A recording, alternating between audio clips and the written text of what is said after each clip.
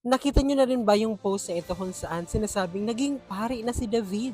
'Di niyo kilala si David 'no? 'Di kayo nanonood ng Batang Quiapo. Isa rin ba kayo sa mga inis na inis sa karakter ni David sa Batang Quiapo?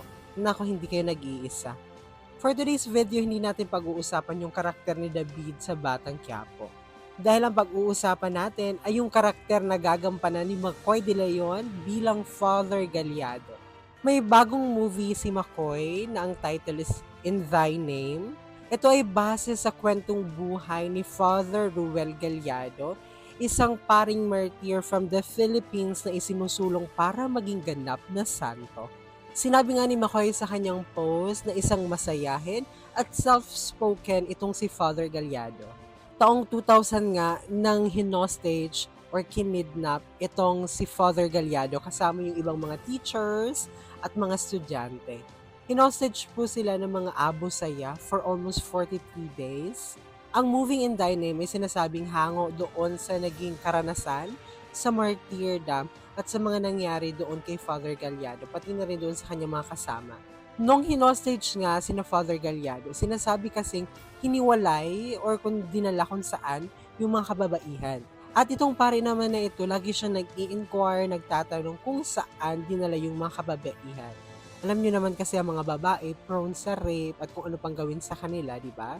So laging nagtatanong yung paring ito kung nasaan na yung mga kasama nilang babae. Siguro nainis at nakulitan sa kanya yung mga Abu Sayyaf, kaya po pinagbubugbog itong si Father Ruel Gallardo. Based po doon sa testimony ng kanyang mga kasamahan, he was asked to renounce his faith, yung kanyang cross, pati yung kanyang rosary, na hindi niya naman po ginawa at hindi niya rin tinalikuran yung kanyang pananampalataya. Kahit alam niya na ang kanyang buhay ang magiging kapalit nito. Sinasabi nga dahil sa kanyang pag-refuse na i-renounce yung kanyang faith, tinanggalan po siya ng mga kuko sa kanyang mga kamay at sa paa. At sa huli, binaril po siya at namatay. Nung natagpuan yung kanyang katawan, duguan, at merong mga tama ng bala. Last 2021 nga, binuksan na, officially, yung kanyang cause for beatification and canonization. At dahil nga, isinusulong yung kanyang pagiging martyr, hindi na po kakailanganin ng isang milagro para siya ay ma-declare na blessed. At kakaiba rin ito doon sa dalawa pa nating unang santo dahil yung dalawang unang santo natin, naging martyr sila sa labas ng bansa. Habang itong si Father Ruel Gallardo, namatay siya mismo dito sa ating bansa at sa kamay ng mga Abu Sayyaf. So kaabang-abang din talaga yung magiging plot twist sa storya ng Moving in Thy Name. Tanggalin muna natin yung inis natin kay David at panoorin natin kung paano niya gagampanan yung kanyang role bilang Father Ruel Gallardo sa moving ito na ipapalabas sa March. Sa March ba?